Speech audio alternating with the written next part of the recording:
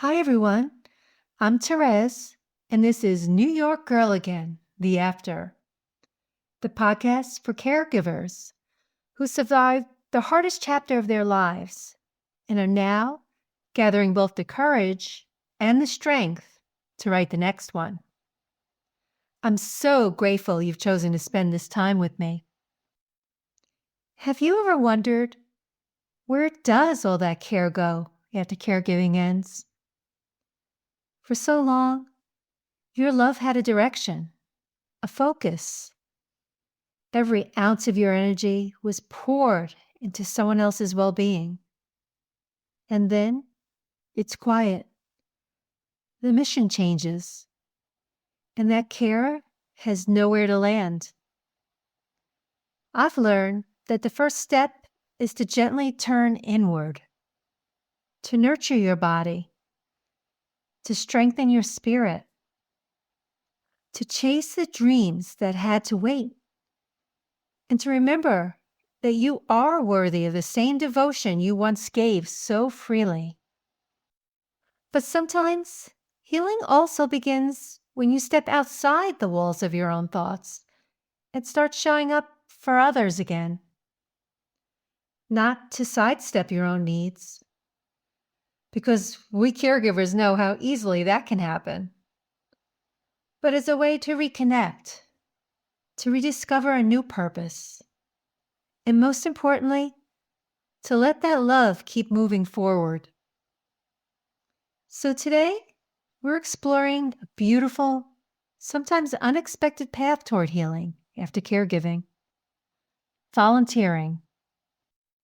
If you've been a caregiver, then you know this feeling well. Your days were structured around someone else's needs. Your sense of purpose was clear, even if it was exhausting. Your identity was woven tightly with love and responsibility. And then it ends. The house grows quiet. The calendar stands blank. And suddenly, there's a void.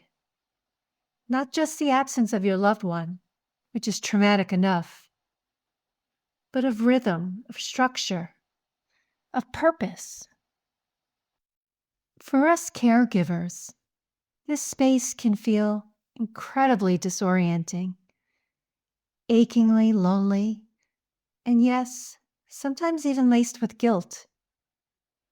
It's as if your heart, so accustomed to giving, suddenly doesn't know where to go, or what to do anymore.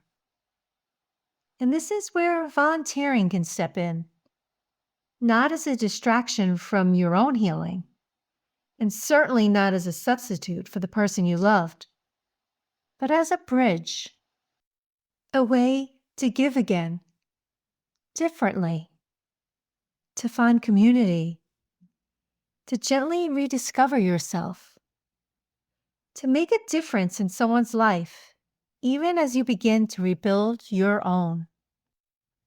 Volunteering isn't just something nice to do. It's not about appearances or trying to look good to others. It's something that should flow straight from the heart. And for caregivers in the after, when life feels raw and uncertain, it can become a deeply transformative and healing act. It reaches into that quiet, uncertain space we find ourselves in after caregiving ends, that loop of sadness, disorientation, and searching for meaning, and begins to gently stitch purpose back together again. There's both proven psychological evidence and profound heart behind why volunteering can become such a powerful part of the healing journey. First, it gives your brain a new mission. During caregiving, your mind becomes wired for purpose. Every day has direction, even if it's hard. And it is hard every day. And honestly, I believe many caregivers are born with this wiring. this instinct to serve, to nurture, to show up for others. So when caregiving ends, that powerful part of your brain is suddenly left searching for its anchor. Volunteering provides a new kind of structure, a sense of mission that's meaningful, but without the relentless pressure and responsibility that caregiving demands. It gently reminds your nervous system, we still have a mission. We still have a reason to serve. Second, it activates empathy without emotional overload. Caregiving is deep emotional immersion. You're entwined in someone else's well-being around the clock. Volunteering allows you to give and connect again, but with softer edges. You can offer compassion and care without carrying the full emotional weight of someone's survival. It's love expressed in a different, gentler form. Third, it helps rebuild social connection. Many caregivers lose touch with friends, family, communities, even with themselves during that intensely demanding time. That isolation can be painful and disorienting. Volunteering reopens those doors, or sometimes opens new ones. You meet people, you share moments, you join together in a common mission. You slowly reconnect with the world beyond the walls of caregiving. You're seen again, not just as the caregiver, but as you. And that truly matters. It rebuilds confidence. It redirects focus toward your growth and healing. It also shifts your identity from what ended to what's beginning. Caregiving shapes identity in many ways, and when it ends, it can leave you feeling untethered, even lost. Volunteering offers a gentle way to start writing new chapters. It helps you evolve. It's a reminder that your story didn't end with caregiving. You still have purpose. You still matter.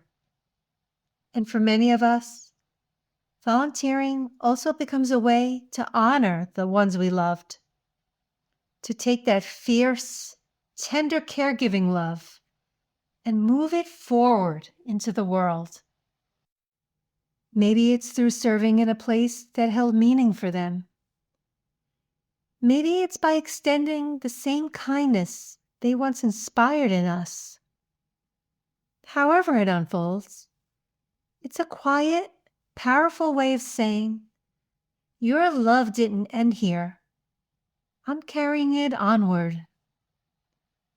Volunteering turns memory into momentum. It transforms grief into legacy. And that is simply a beautiful thing. For me, volunteering came at a time when I was still so incredibly sad and lost. After my dad passed, the final chapter of my 25-year caregiving journey, I hit rock bottom. Caregiving had been the rhythm of my entire adult life. And when that enormous part of my identity and purpose was suddenly gone, I was left holding a love that no longer had a daily place to land. I knew I had to start by redirecting some of that love toward myself, because for so many years, I had sacrificed me, my dreams, my health, my joy. But I also knew deep down that I still had tremendous gifts to share, love to give, and happiness to spread. So I started to show up. I began volunteering at a local Catholic church, not in the typical ways like passing out bulletins, and I wasn't quite ready yet for the emotionally intense ministries like bereavement. Instead, I found myself drawn to more unique projects, new initiatives, led by a dynamic pastor who arrived about 9 months after my dad died. And I could use my more cerebral and creative skills to help others. And it felt good. Slowly, volunteering gave me a sense of structure and purpose again. It started to lift me out of that deep, heavy fog of depression. It gave me places to be where my skills could be put to work for something bigger than myself.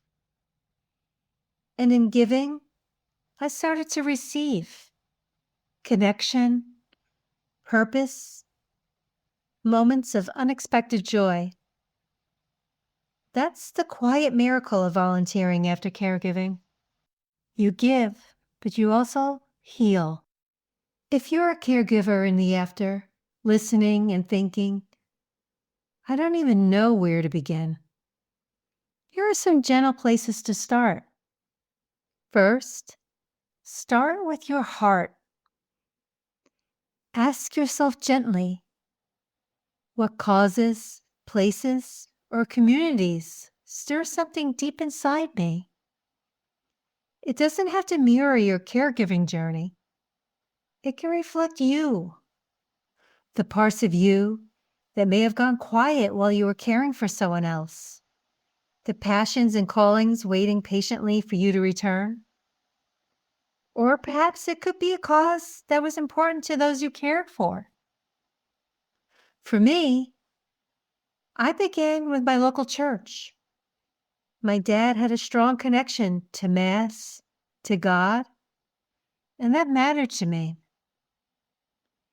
And the priest who arrived 9 months after my dad died, he was extraordinary. Not just in his pastoral role, but in the way he cared. You could feel it in his presence. Steady, kind, deeply human. He embodied caregiving in the way he showed up for others. And we caregivers, we recognize that, don't we? There's a kind of unspoken understanding between hearts that have carried so much. It's a quiet, soulful pull. One caregiver heart recognizing another. Before we close, I want to gently say this. Caregivers give differently than most. We're more empathetic, more proactive, more attuned to the needs around us. Our hearts don't just help, they pour, often until they're bone dry. Volunteering after caregiving can be immensely healing, but it's equally important to set gentle, loving boundaries around that beautiful giving heart of yours. As caregivers, we're used to saying yes. We anticipate needs before they're voiced. We fill gaps instinctively, often at our own expense. And if we're not careful, we can carry those same patterns into volunteering, where at times those very qualities can be overlooked, exploited, or quietly taken for granted. I learned this lesson the hard way on my own journey. After caregiving ended, I volunteered wholeheartedly at a parish. I gave so much of my time, my energy, and my heart. And for a while, it felt really good. It gave me structure and a renewed sense of purpose. But slowly, I began to overextend. I said yes when I was exhausted. I stepped in roles that weren't mine to fill. And before I knew it, I was being taken for granted. And when things shifted unexpectedly, it hurt deeply. Because when caregivers give, we give all in. And when that isn't honored, that pain runs deep. More of that story and the healing that followed will be shared in my forthcoming book this fall. But for now, here's what I want you to remember. Volunteering can be a gift, a lifeline, and you can protect that gift by honoring your own limits. It's okay to pace yourself. It's okay to say no. It's okay to choose places that respect you and the boundaries you deserve. Boundaries don't make your giving smaller. They make your healing sustainable. When caregiving ends, your heart doesn't stop wanting to give. But this time, you get to give from abundance, not depletion. You get to choose how, where, and why. Volunteering isn't just about helping others. It's about coming alive again. It's about finding community, rediscovering yourself, honoring those you loved by carrying their legacy forward, and slowly writing new stories of your own. If this episode spoke to you, I'd love for you to share it. Send it to another caregiver, a friend, or anyone who might need a little light on their journey. Post it on your socials or leave a review. It truly helps more people find this healing space. And don't forget, you can always find resources, community, and new offerings at newyorkgirlagain.com. Until next time, remember, your story didn't end with caregiving. It's only just beginning. And you, my friend, are not alone.